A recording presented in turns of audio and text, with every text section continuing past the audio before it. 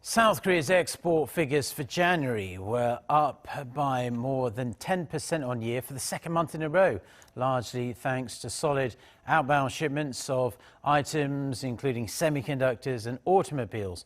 Om Jeong with the details. South Korea's exports in January increased by more than 10% on year for the second month in a row. This is largely driven by strong demand for the country's major export items, including semiconductors and automobiles. According to Ministry of Trade, Industry and Energy on Monday, exports in January increased by around 11% compared to the same period last year. The roughly $48 billion of exports is the second highest figure on record for the month of January. It's also the third month in a row that exports have risen on year after a 4% increase in November and more than 12% rise in December last year.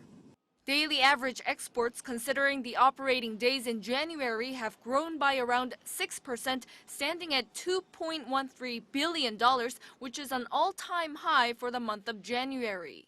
By sector, outbound shipments of semiconductors jumped by around 22%, posting an on-year expansion for the fifth straight month.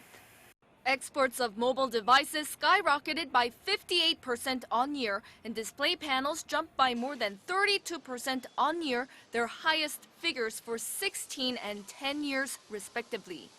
Automobile shipments were also up by around 40% compared with the year earlier, recording their highest growth since September 2017. Biohealth products, including virus test kits, were also among the major winners amid the pandemic, recording a more than 66% increase on year. By country, outbound shipments to the US, China, and EU have seen more than a 20% rise, with exports to the US recording an all-time high. Om Jeong, Arirang News.